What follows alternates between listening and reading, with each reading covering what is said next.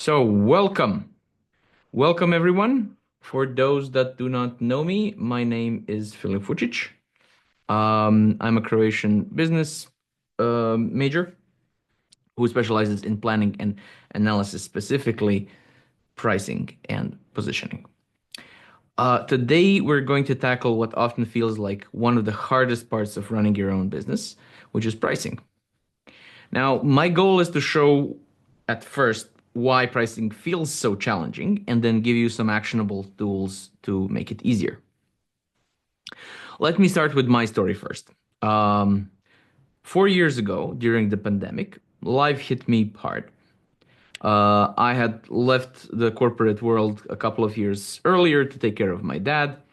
And when the lockdown hit Croatia, it coincided with the biggest earthquake that my city had experienced in 150 years. So that left me with no active projects, a hole in the roof, a small kid, and a very, very pregnant wife. Uh, as they say, uh, ladies and gentlemen, the tap dance. Yeah. So I took what I've been doing with Croatian companies for years, helping them with pricing, and applied it globally. Over Zoom at first, sitting in my attic. And it worked. First in Australia, which is still my biggest market, and then Canada, and then the US, and then all over the world. And here we are. Today, I've worked with over 200 clients across 5 continents and 35 countries, I think, um, on their pricing challenges. And along the way, I've learned so much, not only from my own, I can say, impressive collection of mistakes in pricing and positioning, but also from my clients.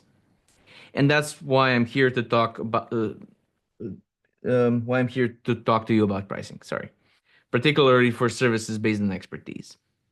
Thank you for joining me. I think we are almost everybody is here, um, and I'm happy to see so many of you today. Let's dive in. So, pricing feels so hard because it seems like it should be about math. Just a second. Okay,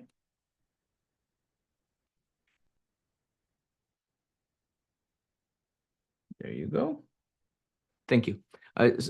Somebody warned me that I need to send a link to another person. Thank you. Um, yeah. Of course, math can be hard, but with so little direct cost in expert services, it's manageable. There's tools that help, and it's fine. But math is actually the easy part, and it's not what makes pricing difficult, really.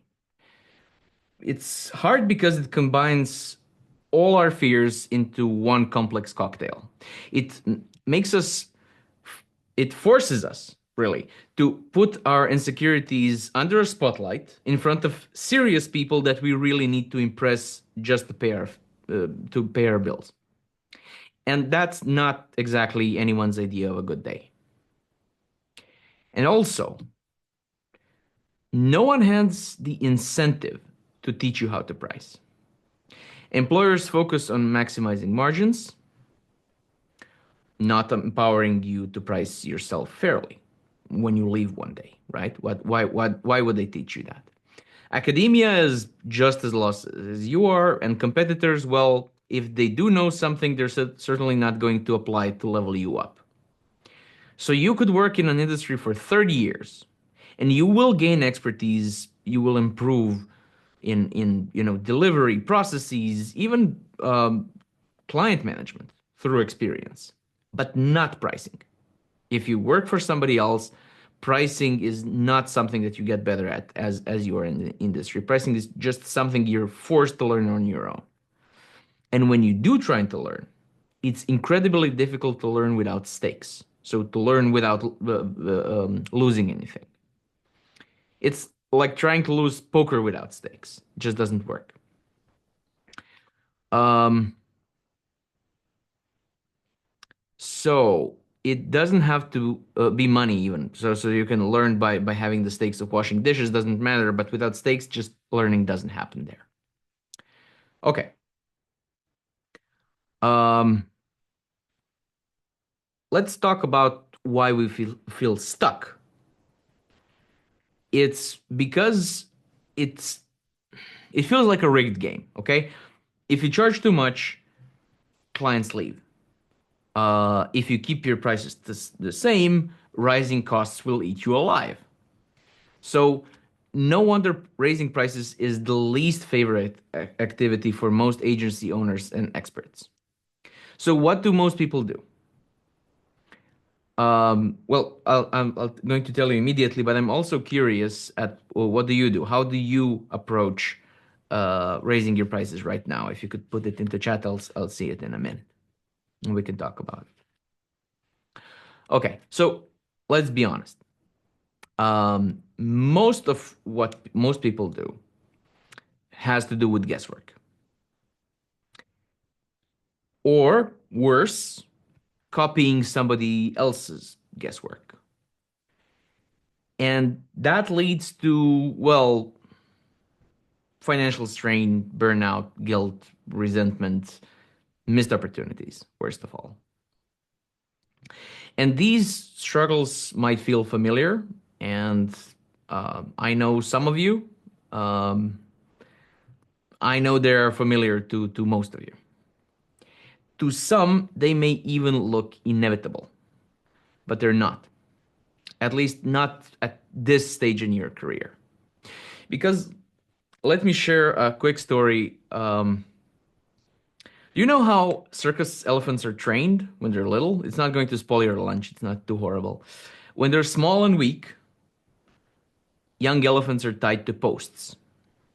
They pull and struggle, but they can break free. And eventually they give up. And years later, when they're fully grown and completely capable, strong enough to pull the post out with ease, they don't even try because they learn that it's pointless. To the elephant, the string seems unbreakable. Fortunately, I'm not giving a webinar to elephants. That's why we're here, ladies and gentlemen, to take a shot at breaking free. And it can be done. Let me share an example of David Hubbard, an Australian consulting entrepreneur who is an incredibly talented professional. When I met him, he proudly shared what he thought was a great success because his last client achieved a 19 times ROI, return on investment. And he was very happy to share that because, that's a real success. Well, to me, it was a glaring sign of massive undercharging. Because consider this. Most clients would be thrilled with a 3 times ROI, right? They get 3 times more money back than they pay you. 5 times, exceptional. 19 times, that raises red flags. Because it means that you're either massively undercharging them, and then they have to ask themselves why. Why are you doing that? What didn't you deliver? What do you feel so guilty about? Or that you really don't understand the industry that they are in, and maybe they made a mistake by by deciding that you are the one for the job because you obviously don't know enough about the industry, right? It's suspicious. It's like me trying to sell you a brand new car for $100. You're not gonna buy it. You don't know what's wrong. You don't have to know what's wrong. Something is obviously wrong, right? So suspiciously cheap is a thing. And pricing wasn't David's only challenge. His offer structure was also chaotic, with short engagements require constant renegotiation. So 2 months here, 3 months there. This piecemeal approach left him overwhelmed, over delivering, and regretting how much more impactful his work could have been if clients had recognized its value upfront. So together we revamped his approach and we built a year-long offer at twice the original rate, and it just sold. But make no mistake, David is a true expert, deeply intelligent, experienced, and professional. But as with so many others, he was spinning his wheels, trying to do everything. And the result was exhaustion and regret and, chronic undercharging for extraordinary services. Right. This space left intentionally blank because let me dial it back a little bit. If we are elephants in this story, able to break free but unaware of it, then the stake in the ground is fear. Fear of confrontation, fear of embarrassment, of making things worse. But most of all, fear of the dark, fear of the unknown. What I mean by that is pricing is full of contradictions and confusion. Because you can see professionals charging well above market averages without issue for years around you. They do the same job as you do, but charge much more. Discounts failing to attract clients. It shouldn't be that way, but it is. Um, Amateurs undercutting the market. The list goes on. When I talk about pricing, I always emphasize fearless pricing. That's my whole brand. Because once people understand what's actually happening, they stop fearing the topic. And then pricing can move away from being like death and taxes, those inevitable, untouchable things we'd rather avoid thinking about. So let me name the core problem here. Over the years, I've worked with a diverse range of professionals, from a gynecologist in Vienna, lawyers and developers in Croatia, coaches and designers in Australia, accountants and consultants in North America, all over the place. And despite their differences, so their countries and their industries and their age and their experience, they all face the same issue. They're selling to people who are amateurs in their field because that's why those clients need you. They don't know what you do know, and they need somebody who knows that. We'll get back to that. But here's the catch. Because they don't understand your work, they don't see its full value.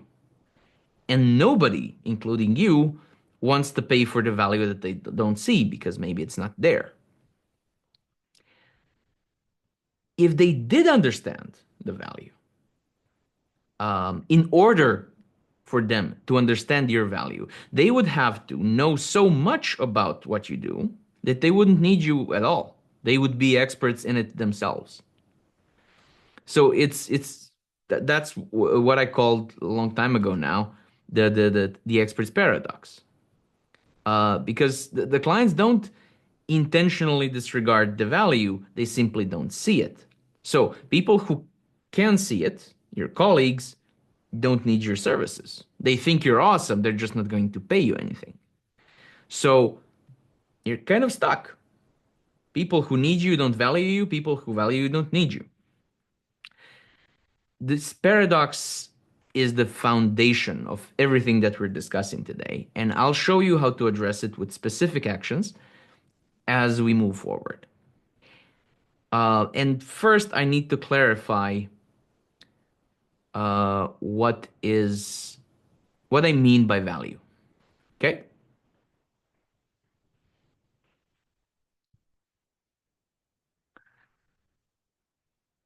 It's a kind of a loaded term. Specifically, I'm talking about the value that clients expect to see. Because if you think of your expertise as this big bright circle, right? Everything that you know and can do for them, all the results, everything is this circle. That's the value. When you say my value, you mean this circle. Cool. But the client's expectations, those are this dark box here. Okay?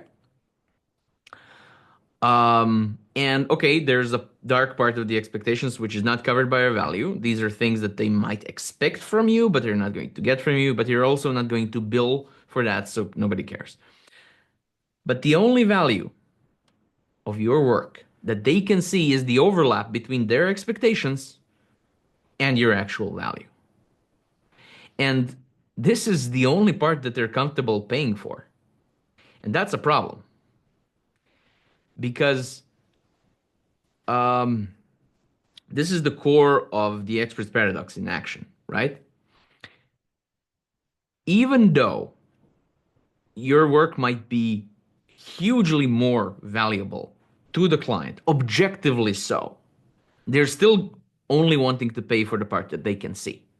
And it's understandable, but it also messes up our thinking. When we say value and they say value, we think we're talking about the same thing. We're not. We are definitely not. You think all of it, they think this. And this is why so much frustration happens because to you it's obvious, and to them it's obvious that it's only this, right? Um, and this explains why adding more and more to your offer just doesn't add up to an irresistible offer. Like it would if they could also see all of this. But like I said, if they saw all of this, they wouldn't need you at all. Um, so here's the reality. Um, Adding more doesn't help. In fact, it often makes things worse because the bigger the circle, the harder it is to explain. And when clients don't understand, the overlap actually gets smaller, not larger. And this is hugely frustrating and leads to burnout and, overfilled offers that still don't sell. So selling more expensive services, which what we're trying to do, is not about providing more or doing more. It's about making what you're doing more clear and more compelling. And this is also why professionals skilled in consultative sales can charge significantly more than those offering off-the-shelf services. It just gives you more opportunity to communicate value. Finally, when people ask how my work makes a difference, I usually explain it with this picture. I'm this weird little guy pushing the box toward the middle. And then the overlap, even if I just push it a little bit more, the overlap gets significantly larger. And that's when you can charge more for what you're already doing. Right. Here's what's really going on. Pricing is very simple in principle, right? Your price needs to be more than your costs and less than the value that they see. Now this value is the value that the client sees. So it's the overlap over here. That's the value that I'm talking about. And this is why I spend so much time talking about it, because mostly when people think about pricing, they think about margins. But I think that's a big mistake because the margin is this part, right? How much is your price greater than your costs? And it's a very informative part for you because it tells you how smart of an idea it is to sell what you're selling. But it tells nothing of how smart of an idea it is to buy what you're selling. And it's not your decision anyway. Your decision is to offer, but not the buyer has to make the decision to buy. And they don't know your costs and they don't care about your costs. So the only thing that matters to them is how much they think they're getting out of it and the cost, which is your price, that they're going to pay for it. So if a client sees two offers and one of them has twice this area, but three times the margin, they would rather buy that than this offer, which offers this much in this area and this much in this. They don't care how much you make on it.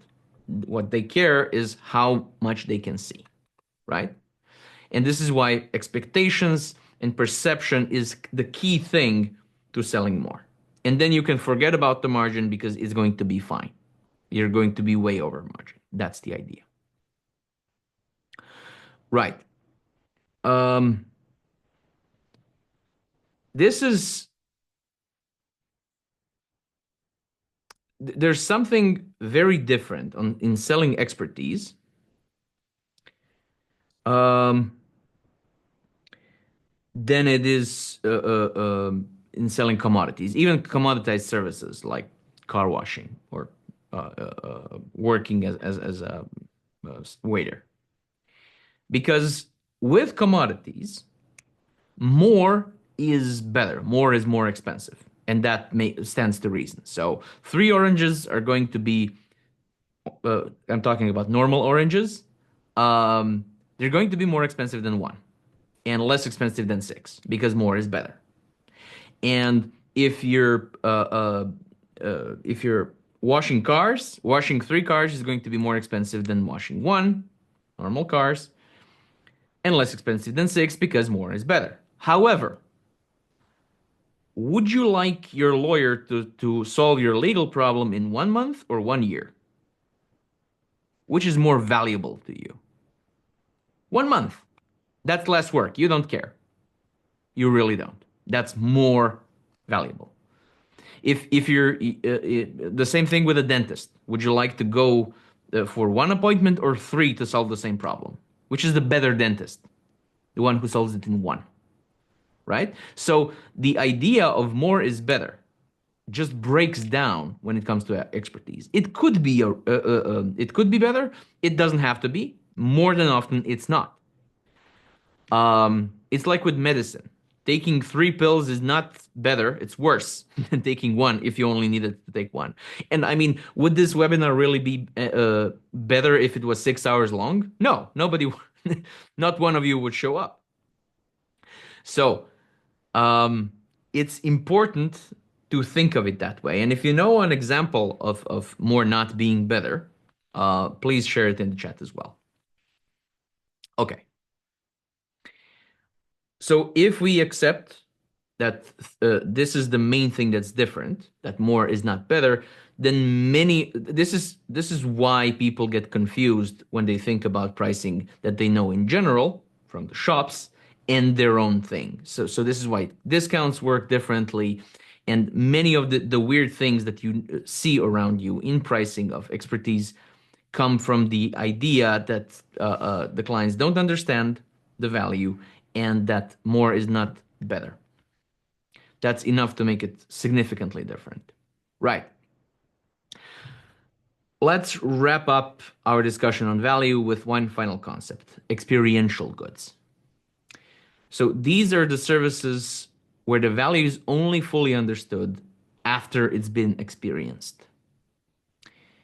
Think about it. How often have clients expressed surprise at how much they gained from your service after the fact? That's the nature of experiential goods. So the challenge is you have to sell your service before the clients experience it. And when they can only perceive a small fraction of its value. This creates a problem for experiential services like yours and mine. And let me explain this further as a metaphor. I call it the jar metaphor, right? Imagine your service as the contents of a jar on a shelf. You've invested in making the jar look appealing, but it's not transparent. Clients can't see what's inside. It does have a label, but since your perspective is from inside the jar, you can never fully verify what it says on the jar. Clients can only understand two things at first glance: the category of your service. So is it, a mustard jar or a jam jar or, ointment shaped jar, and the price. So the general category and the price, these are the only two factors that they can immediately understand. And this is why price will shape their expectations, and it's crucial to make them expect and then see more of the value and then be okay with paying more, right? Anyway, this idea has profound consequences of how pricing expertise really works. Because when these are the only two things that you can immediately express, the game changes completely. Right. Um, I told you that this place here is the main area where the decision whether your offer is a good one or not, a tempting one or not, happens. And I talked about value for 20 minutes now. Let's talk about the other side, which is the price. And not just the monetary one. Look, while we as sellers think of price as the number that we charge, clients experience it differently. Their perception of cost goes beyond the monetary figure or the amount of cash they pay, right? Um, Take taxes, for instance. Clients do pay them and they are a monetary cost to them, but they're not really part of our income, right? But let's move beyond taxes to other areas. Imagine your favorite hairdresser or chiropractor or whatever moves to another city, an hour and a half away from you. And their price hasn't changed when they're in the shop. But for you, the cost is now much higher. You now have to sacrifice half a day, pay for gas, parking, a sandwich, and deal with the inconvenience of the journey.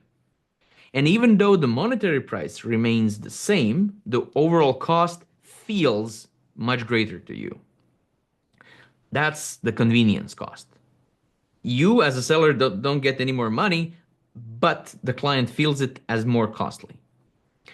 Second example.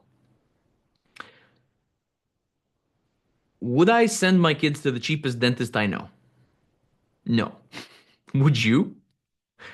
Why not? Isn't the lowest price the best price? Of course not. And here's why. This is about the risk cost. A low price might save money, but introduces other potential costs like fear, pain, phobias, traumas, all sorts of long-term problems when it comes to teeth, right?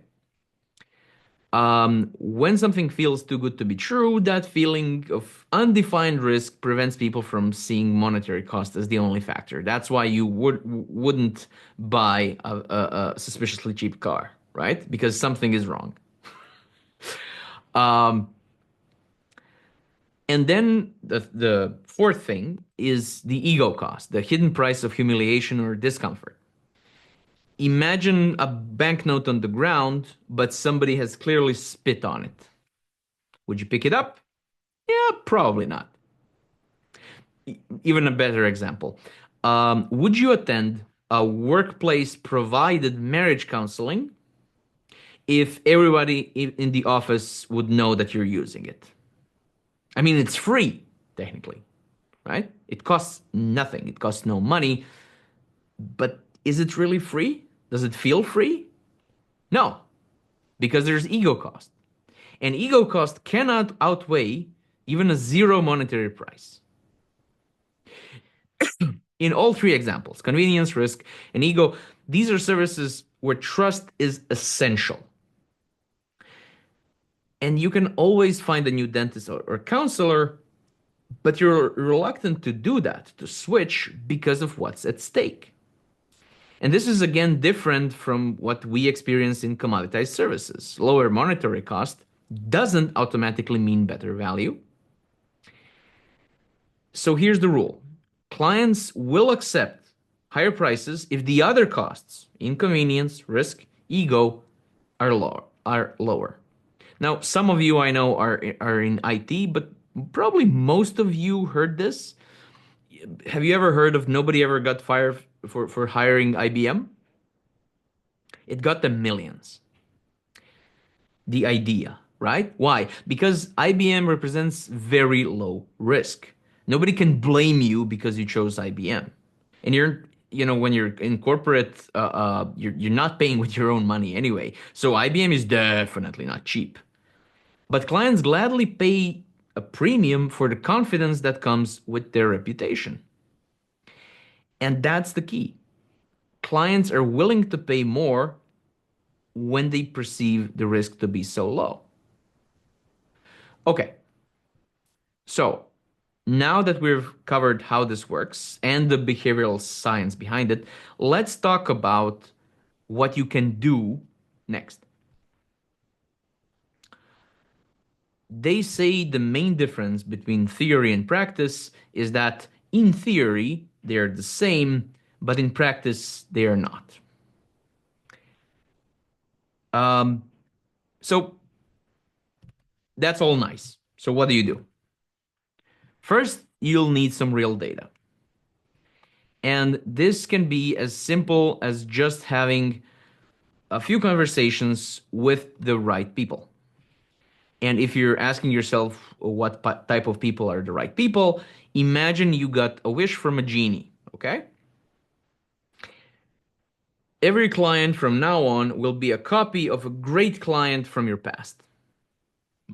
It's basically the same need, same complexity, the same amount of challenge, and inflation-proof price. Who would it be? Can you think of one?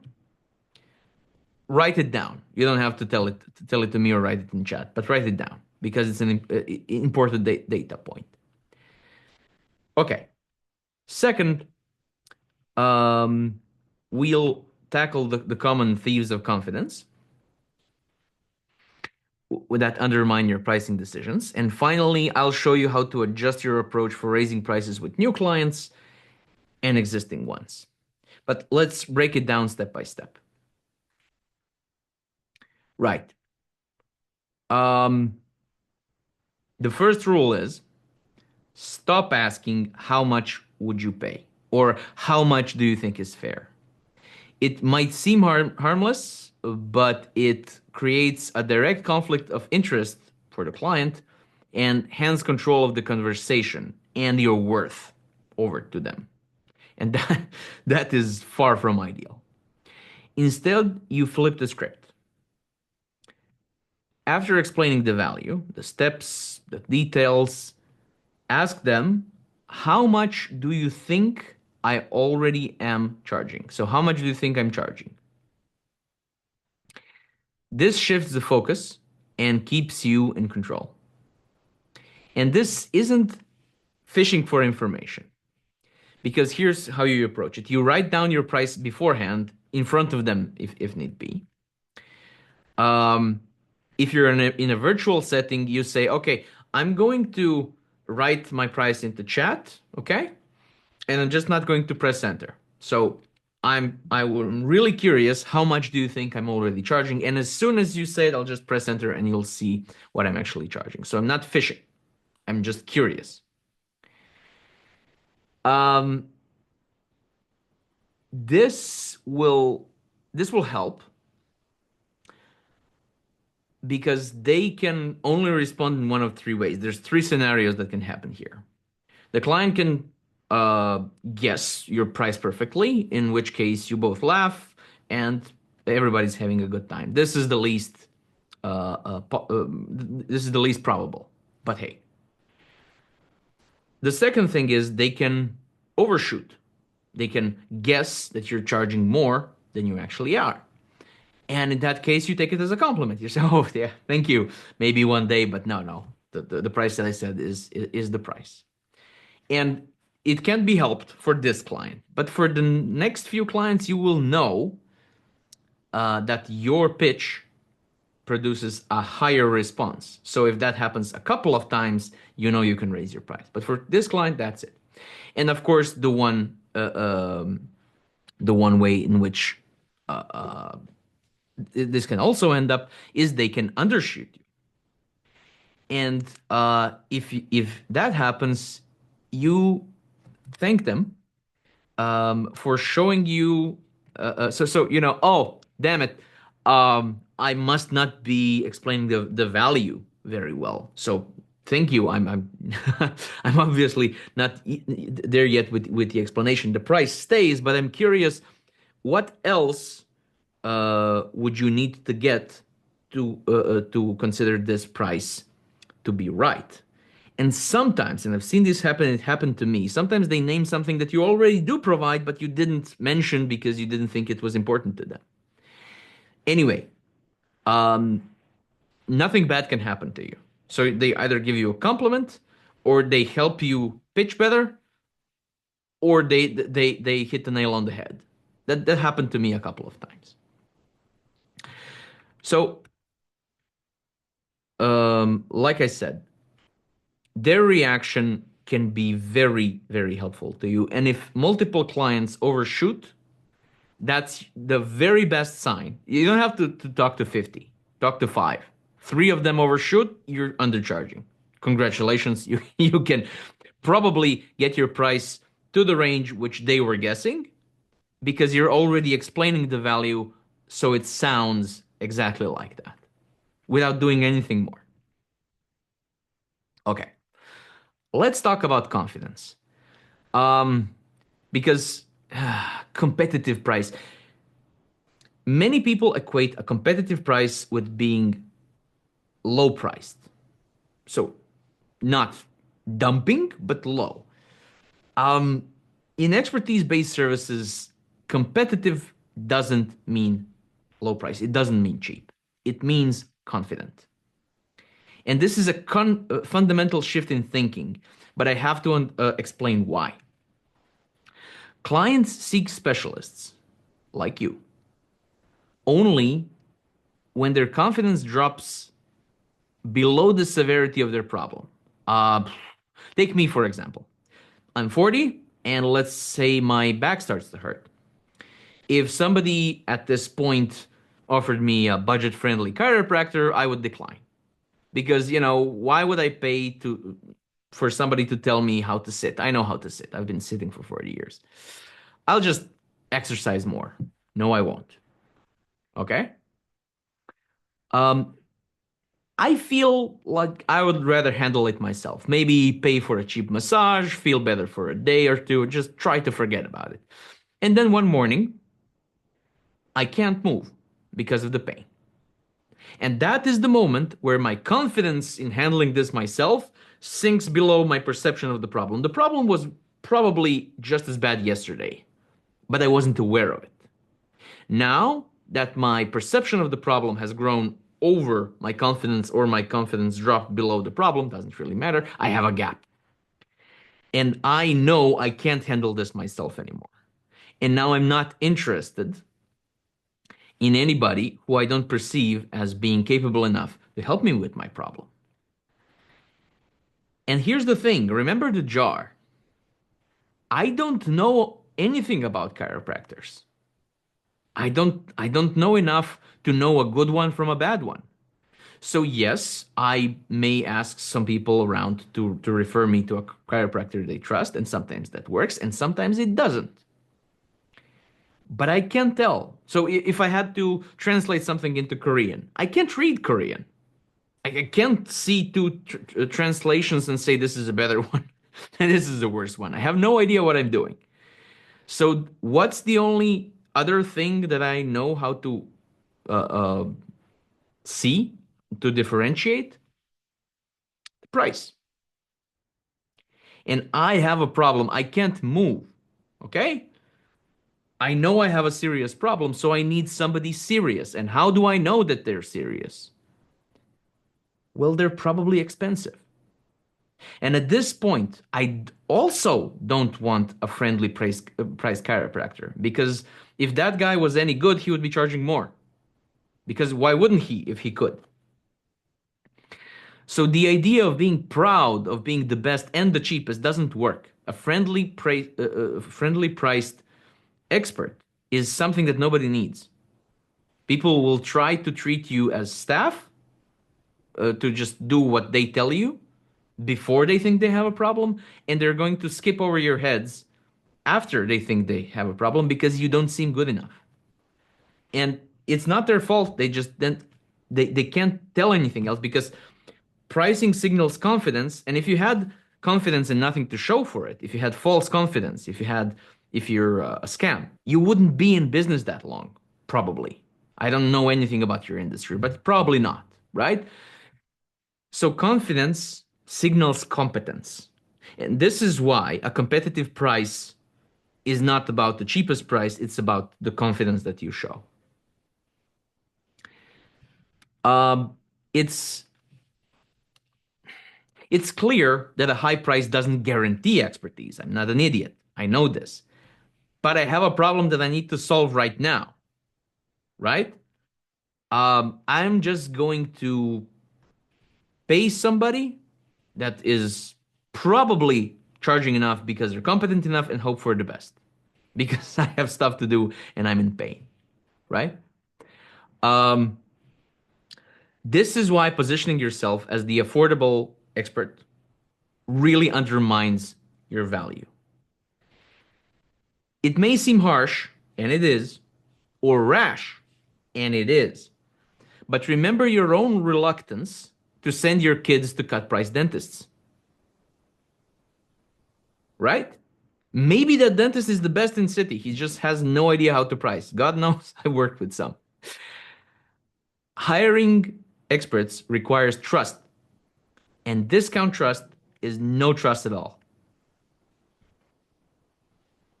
Okay, I promised to talk about raising your prices without losing clients. And let's start with new clients because that's easier. Conventional wisdom recommends cautious, incremental adjustments and conservative conversations about value. But let's be honest, this approach just isn't fast enough for today's world, where costs are rising everywhere, and you have to start by projecting confidence more than you think is necessary because they can see way less than you do. Way less signs of that you're competent. We're often our own harshest critics, focusing on flaws clients even don't have a prayer of noticing. So, you set the expectations high and always ask clients, what's the ideal outcome for you in this project? That doesn't mean letting clients dictate the scope, especially new ones. Clients know their goals and budgets and deadlines, and they're always right about that, but they usually have no idea on how to achieve those. It's your responsibility to define the scope, just as you would trust a surgeon to plan your operation without your input on the details. So if you have to think of somebody else doing a service as a metaphor, you're not a waiter, you're a surgeon. You're not their waiter, you're their surgeon. Um, and sure, if you set expectations high and be confident, some people will walk away. That's not a tragedy. Remember, just like magnets, your pricing will attract the right clients while repelling the wrong ones. The clients who walk away are usually those who can't afford you or believe they already know everything. And those aren't the projects you want, right? You know that. If you don't want to work with them, if you don't have to work with them, just don't. Okay. Handling price changes with existing clients requires a different approach. First of all, and most important, never ambush them with sudden increases, especially not with higher prices. So gradual adjustments like 40% over 6 months are far easier for clients to accept, especially if you set the expectations 6 months ago. Whatever you do, avoid asking how do you feel about paying more. They don't feel better at paying more. No no matter what they tell you, they're not going to feel great about that. But it's not always their choice, right? Um, because as we said at the beginning, the costs are rising and they're eating us alive. So if you ask them, the answer will always be no, unless, of course, they're embarrassed by how little they're already been paying you, and that happens more often than you think. Instead, Communicate clearly why the increase reflects the growing value you deliver and how it aligns up with their interests. For example, when we started, the value was here, the price was here, they were balanced. Since then, the value has grown, which we can see here and here and here, but the price has stayed the same, and the price now needs to reflect the growing value. Never bring up your costs. They know they're rising. They don't care. They don't care about your margins. They care about the gap between what they pay and the value that they receive, and that's all that they care about. And if that gap has grown, that's your reason for adjusting the price. Right. Remember, confidence is key in pricing. It reinforces your value, and while hesitation undermines it. If you seem unsure about either the new price or the value that you deliver, clients will be able to sniff that out and they'll start questioning the quality of your work because they'll see, so I don't know why he's uncertain, but he is uncertain, so maybe there's a reason that he's uncertain about this, right? Okay, so this is the difference.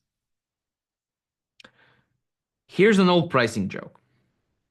I told my barber to double his prices, and he panicked. Double my prices? I'd lose half my clients. Yeah, and have the same revenue for half of the work. Terrifying, right? Yes, this is exact fear that I've seen over and over in real life. The fear of losing clients over price increases is often exaggerated. Exp- uh, Expertise-based services aren't like commodities, where a small price difference can cause clients to quickly switch. No one debates which oranges to buy, they're interchangeable, who cares? But you wouldn't feel the same if somebody replaced your trusted lawyer or your trusted accountant, even if the other guy has the same name. you, you would probably resent that, or your GP, right? This is important.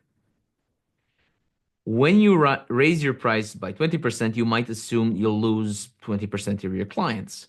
But that's rarely true for expertise-based services because price elasticity, as the economists call it, applies to things like wheat or oil, not to the specialized services that you provide. Price elasticity exists, but expertise-based services tend to be price inelastic. It's like the difference between selling candy and selling medicine. Both are small products that you put into your mouth to feel better, but one is interchangeable and susceptible to buyer flight with price increases, or taste. You like this more than that, but the other is just not. Um, I've learned that most expertise-based services, just like medicines, have inelastic demand, which means that if you raise your price by 20%, you might lose 3% of your clients. But the same applies to discounts. This is why discounts don't really work that well. Inelastic means it will move less than you think, but the other way around as well. So you have a 30% discount, you'll likely gain very few or no clients at all. You would expect 30% more, but no. Um, just like if you find a box of medicine in the bargain bin in the local supermarket, you're probably not gonna touch it if you don't really have to, because who knows why is this on sale, right? With candy it works. With medicine it doesn't. So many of my clients learned this the hard way during the pandemic. Okay, let me explain why losing a few clients isn't a big deal.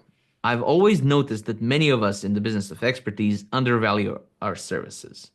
And initially, I blamed the short sighted clients or poor education. But then I came across a key insight from Ulrich Letkov-Schmidt, a great SaaS pricing expert, and it completely changed my perspective. I realized I was missing a key piece of the puzzle, and let me explain. Picture your price as your price and three types of clients. Okay, so type 2 clients, those in the middle, they think your price is fine. Type 1 clients think that it's too high, and they're very very vocal about it. They say, you have a loss because you lost me as a client because you're charging this much and I would not pay that much. You lost some money here. Fine. Um, so that's a visible wound. You know you're losing money here. But there's another type 3 clients who would happily pay more. They see you as a bargain, sometimes even an embarrassingly big one. But the catch is they'll never tell you that up front, creating an invisible cancer of a loss. So you're still losing money, maybe more than the visible loss, but you don't see it. So why would they tell you? They only realize it after the fact, because remember how experiential goods work? They first have to try and then they see, oh wow, this is good value, right? And here's the problem. We focus too much on the visible loss, on the type 1 clients who don't buy but are vocal about it. And we miss the silent, invisible loss from type 3 clients who would have paid more. And this invisible loss can be far greater. And this means that you don't have to offer more or work harder to address it. They would pay more for what you're already providing. Often it's just about communicating value that you already provide to those who are happy to pay a premium, and then you can just forget about the visible loss. Okay, so remember the elephant tied to the post. It's not the post holding it back. Not really, not anymore. It's the belief that it can't break free. That's how pricing feels for many of us. The fear of rejection, losing clients, doing it wrong keeps us tied down. But those fears aren't reality. They're just beliefs, and beliefs can change. So here's what you can do right now to start transforming your pricing. This is just a recap. In your next conversation, try asking, what do you think I charge? This one question can reveal invaluable insights about how clients perceive your value. Big companies will pay somebody else to do a big uh, um, uh, panel of focus groups and blah blah blah blah blah. That's not you. You're not Coca-Cola. You talk to a few clients. That's it. That's fine. As long as you're talking to people who really could be your clients and not your mom or some rando on the street, you'll be fine. For your existing clients, plan a gradual price increase. Explain it clearly, connect it to the growing value you deliver, because you do. Because think of how much value you gave to clients 10 years ago or 5 years ago compared to what you're doing now. When I ask people, how much do you bring to your value to your clients now than before Corona? And everybody says, oh yeah, it's a big difference, right? Does your price reflect that? If you're now twice as better, are you now twice as expensive? Mm. Not many people say yes. And that means you're leaving more and more and more money on the table, even if the price is the same. So connect the price increase to the increasing value, you'll be fine. As long as you don't ambush them, like I said. Finally, take a hard look at your client journey. Remember those other costs, the ego, the convenience, the risk. Where can you reduce the hidden costs like that to make your services feel more valuable, even though you have a higher price than everybody else or than most people around you? Because when people tell me, ask me, how do I even survive if I don't have the lowest price? By these other costs. Because I don't care if the hairdresser is 30 euros cheaper if it's in another city. I'm not going there. Okay. It's uh it's just too inconvenient for the 30 euros, which is a big difference in price, but still. When you start communicating your value clearly, and confidently, you'll attract clients who respect your work and value your expertise. You'll also stop feeling stuck in a cycle of overwork and undercharging, and wouldn't that be nice? I want to leave you with this thought. You already have the strength to break free.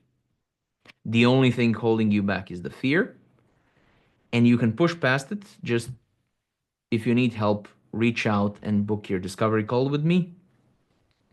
Your clients deserve to see the value that you bring, and you deserve to be paid for it well. I would really like to end this by building on some answered questions. So thank you for your time. And let's see what the questions look like. Um, in general, this is what I wanted to share with this. Yes, I can put it in the chat. Just a second. Let me see you here. Mhm. Okay. Hello. Um, so just a second, I'm reading a question from Ollie. Okay. There's a difference between what is in your official intention and your choice. Okay. I'm not sure I understand the question, Ollie. Well, there is no question. It's just my Ah, feedback. okay, There is no okay. question, no pressure. Thank you, thank you. So it's a good opinion. I was searching for a question in there and didn't get it. So Clara asks, should we give existing clients a large period of time to be able to implement a price increase? Yes. That's how you sell a much larger price increase.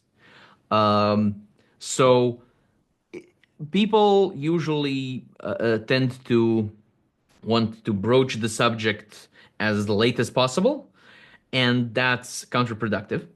Um, because if you clearly state why you're doing this, which is the value has grown, and now you say, okay, and we need to make a significant price increase, but we'll do it.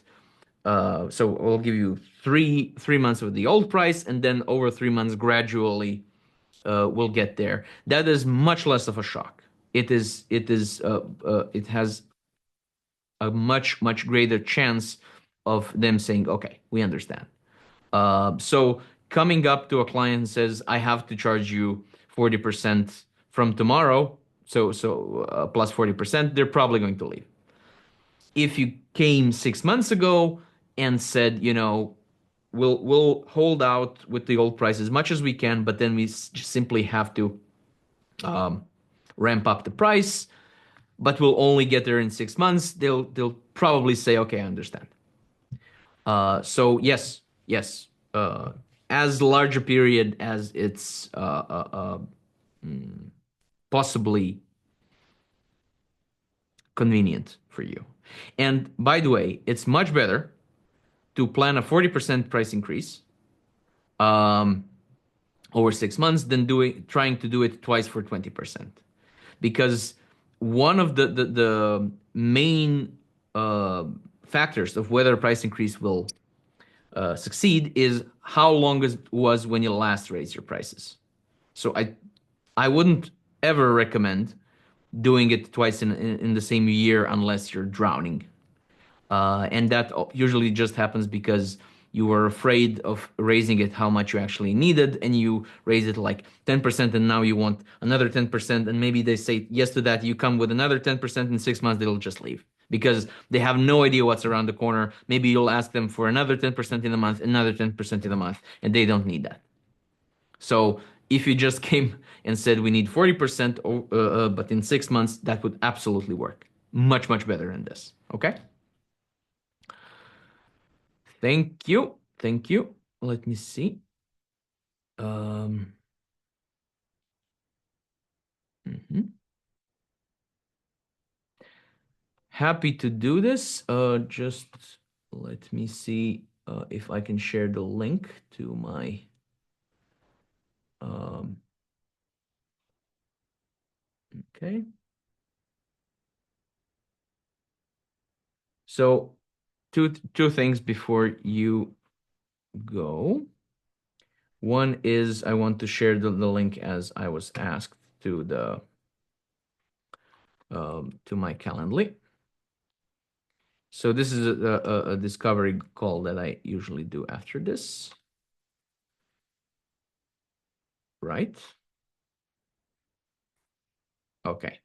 Um, if you're interested in more content, I publish a lot. I have a newsletter. I have a LinkedIn newsletter soon, and a YouTube channel and all sorts of free things.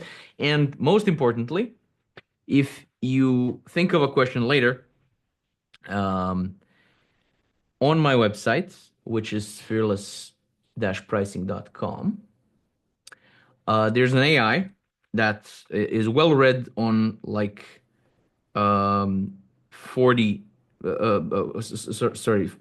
500 of my articles, and you can ask it whatever you like. You don't have to register, and it will give you an answer, and it will give you some more things to read on that topic, and you can ask in any language you like. I won't know it's you. It's anonymous. I will see the question, but that goes into my statistics. Um, so if somebody wants a recording, I will be sharing it on my YouTube channel. I'll send you all a message when it's up. Um, and on the YouTube channel, you can also see some past episodes of this and the podcast and all sorts of things. Okay, so